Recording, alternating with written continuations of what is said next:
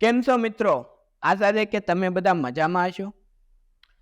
આપણે YouTube channel લો lessons પર વિવિધ સબસિડી યોજના વિશે માહિતી મેળવી અને હજી પણ માહિતી મેળવતા રહીશું. આજે એવી જ એક સબસિડી યોજના એટલે કે પ્રધાનમંત્રી વિશ્વકર્મ યોજના વિશે આપણે માહિતી મેળવીશું. એ પહેલા જો મિત્રો તમે ધંધાને લગતા કાયદા, વિવિધ સબસિડી યોજના અને અન્ય ધંધાને લગતી કોઈ પણ માહિતી માટે અપડેટ મેળવવા માંગતા હો અથવા તો માહિતી મેળવવા માંગતા હોય તો ચેનલને સબસ્ક્રાઇબ કરવાનું ભૂલશો નહીં. હવે આપણે જોઈએ પ્રધાનમંત્રી વિશ્વકર્મ યોજના વિશે. તો શિલ્પકારો અને કારીગરોને સહાયતા પૂરી પાડવા માટે આ કેન્દ્રીય સરકારની એક યોજના છે, એટલે કે સેન્ટ્રલ ગવર્મેન્ટની યોજના છે. આ યોજનાના મુખ્ય ઉદ્દેશો અને લાભ જોઈએ તો 13,000 કરોડ રૂપિયાની બજેટમાં જોગવાઈ છે આ યોજના માટે. ભલે પછી વેબસાઇટ ચાલતી ના હોય. 18 પારંપરિક વ્યવસાયોને સામેલ કરવામાં આવ્યા છે, જેમ કે લોહાર કામ, સુથાર કામ, કડિયા કામ, દરજી કામ, મોચી કામ વગેરે કામોને સામેલ કરવામાં આવ્યા છે. તમારે બીજા કામોનું લિસ્ટ જોઈતું હોય તો તમને ડિસ્ક્રિપ્શનમાં આ લિસ્ટ મળી જશે.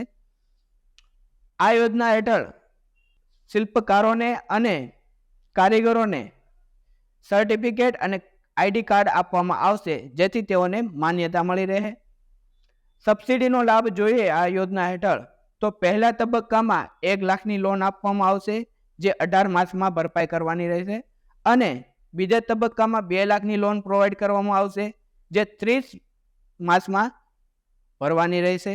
અને આ લોન મિત્રો માત્ર 5% વ્યાજ દરે એટલે કે 5% વાર્ષિક વ્યાજ દરે આપવામાં આવશે.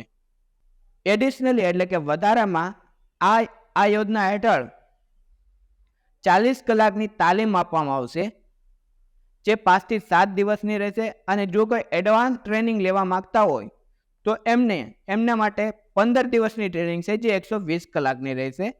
અને આ ટ્રેનિંગ દરમિયાન શિલ્પકારોને અને કારીગરોને 500 રૂપિયા પર ડેનું સ્ટાઇપેન્ડ આપવામાં આવશે. આની સિવાય 15,000 રૂપિયા એઝ અ ટૂલ કિટના સ્વરૂપમાં ગ્રાન્ટ આપવામાં આવશે. ડિજિટલ ટ્રાન્ઝેક્શનને પ્રમોશન મળે એટલા માટે પર ડિજિટલ ટ્રાન્ઝેક્શન 1 રૂપિયો આપવામાં આવશે. અને પર મંથ મેક્સિમમ 100 ટ્રાન્ઝેક્શન માટે જ આ સહાયતા આપવામાં આવશે. એટલે કે પર મંથ મેક્સિમમ આપને 100 રૂપિયા ડિજિટલ ટ્રાન્ઝેક્શન કરવાના મળી શકે. અને આ યોજના હેઠળ નવો ધંધો શરૂ કરો છો તો સારી એવી માર્કેટિંગની સહાય પણ તમને પૂરી પાડવામાં આવશે વિવિધ ગવર્મેન્ટ પોર્ટલ દ્વારા.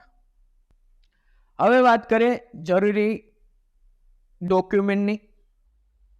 જરૂરી ડોક્યુમેન્ટમાં એપ્લિકન્ટનું આધાર કાર્ડ જોઈશે, પાન કાર્ડ જોઈશે અને એપ્લિકન્ટના આધાર કાર્ડ સાથે મોબાઈલ નંબર લિંક હોવો જરૂરી છે. સેવિંગ બેંક ખાતાની વિગત જોઈશે અને ઘરના બધા સદસ્યના આધાર કાર્ડ જોઈશે, કેમ કે ઘરમાંથી કોઈ પણ એક સદસ્યનું આઈડી કાર્ડ બની શકે છે. મિત્ર, હું અહીંયા સ્પષ્ટતા કરી દઉં છું કે આ યોજનામાં હું આપને માહિતી આપીને જ ખાલી આપની હેલ્પ કરી શકું છું. જો આપને વધારે માહિતી જોઈતી હોય તો નજીકના CSC સેન્ટરમાં કોન્ટેક્ટ કરો અને માહિતી મેળવો. તો આજના દિવસ પૂરતું આટલું જ. ફરી મળીશું બીજી યોજના સાથે. જય હિન્દ. Thank you.